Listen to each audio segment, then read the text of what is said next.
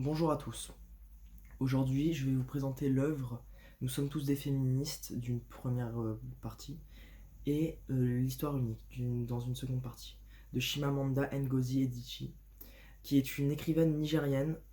Son œuvre a été reprise de son discours, qui a elle-même été reprise dans une des chansons de Beyoncé. Donc, on commence. Nous retrouvons d'une part Nous sommes tous des féministes.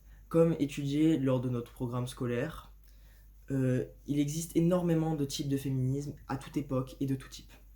Et dans ce roman, on retrouve plusieurs témoignages qui reflètent vraiment cette partie de féministe qui existe en chacun de nous. Et d'une autre part, nous avons l'histoire unique qui peut être un problème quand elle est répétée encore et encore. Donc les personnes qui l'entendent plus tard y croient, même si elle a pu être détournée ou quoi que ce soit. Et c'est un des problèmes au Nigeria, c'est que l'histoire reste la même alors qu'elle voudrait être changée. Ce qui est une forme de féminisme, entre guillemets, de vouloir faire avancer les choses. C'est un des types, c'est un exemple. Donc moi, je suis vraiment pas quelqu'un qui apprécie lire,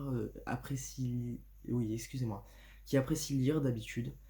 J'ai choisi cette œuvre car c'était la plus courte qu'on m'a proposée, mais je me suis vraiment retrouvé dedans. Je l'ai lu en intégralité, ce qui est rare pour ma part, qui en général saute certaines pages quand je trouve ça trop redondant ou quoi que ce soit. Mais je l'ai vraiment trouvée intéressante. Je me suis retrouvé dans cette œuvre et je pense que tout le monde devrait la lire honnêtement.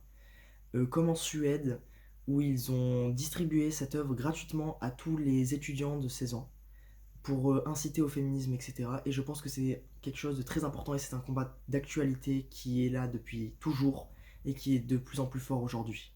Et c'est pour ça que je pense que cette œuvre est vraiment intéressante. Pour vous, est-ce que cette œuvre serait intéressante à étudier en cours? Donc oui, pour moi, cette œuvre, elle est très intéressante à étudier au lycée ou même au collège, car elle est très simple de lecture. Il n'y a pas de termes trop compliqués ou quoi que ce soit. Elle se lit très facilement, sans avoir de prise de tête ou quoi que ce soit. Et en tant que professeur, j'aimerais beaucoup la proposer à mes élèves plus tard, car je l'ai trouvée très intéressante pour ma part. Avez-vous parlé de cette œuvre aux membres de votre famille ou vos amis? Alors honnêtement, je n'en ai pas spécialement parlé à mes amis et à ma famille, mais si le sujet du féminisme, des types de féminisme viendrait à sortir, je pense que je pourrais citer ce livre qui m'a paru très très intéressant et très instructif. Donc oui, je le proposerai à ma famille et à mes amis honnêtement, car c'est un des seuls livres que j'ai trouvé intéressant à lire. J'ai beaucoup de mal à me mettre à la lecture, et ça m'a vraiment redonné goût à la lecture ce livre. Vous êtes-vous identifié à un personnage? Alors, c'est compliqué de s'identifier à un personnage, car ce sont des témoignages, etc. Mais je suis vraiment resté attaché à tous ces témoignages ensemble. Pas forcément une personne en particulier ou quoi que ce soit, un témoignage, mais l'œuvre complète reflète vraiment les différents types de féminisme et c'est vraiment appréciable dans la situation actuelle où le féminisme est un débat de tous les jours qui importe énormément de personnes et ce qui est important. Donc je pense que ce livre m'a vraiment apporté beaucoup de choses. Est-ce qu'une autre fin serait possible? Donc, comme déjà répondu précédemment, pour s'attacher à un personnage, c'est compliqué. Et imaginer une autre fin à des témoignages, c'est d'autant plus compliqué. Donc, ça serait compliqué de rattacher une nouvelle fin à cette œuvre. Si cette œuvre doit être attribuée à une musique, quelle musique serait-elle? Et si je devais l'identifier à une musique ou quoi que ce soit, tout simplement à la musique de Beyoncé, qui a repris les paroles du discours de Chimamanda Ngozi Adichie pour inciter au féminisme, etc.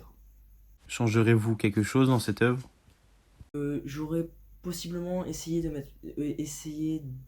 mettre plus de témoignages pour encore inciter. Peut-être même des témoignages d'hommes qui auraient assisté à des scènes comme ça, mais au Nigeria c'est quand même beaucoup plus compliqué qu'en France de trouver des témoignages d'hommes, faut être honnête.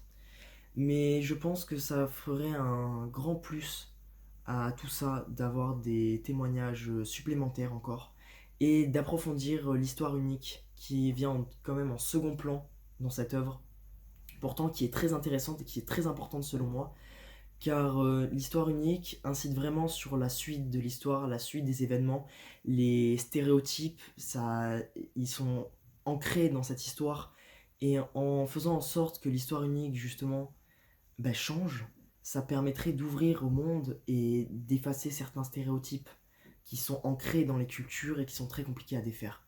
Donc pour moi, il faudrait approfondir l'histoire unique pour vraiment que les gens réalisent qu'il ne faut pas forcément se fier à une histoire qu'on leur raconte, même si c'est une personne de confiance, comme démontré dans l'histoire unique. C'est comme ça que je l'ai ressenti, que vraiment une seule histoire répétée et répétée devient vraie pour les personnes qui l'entendent.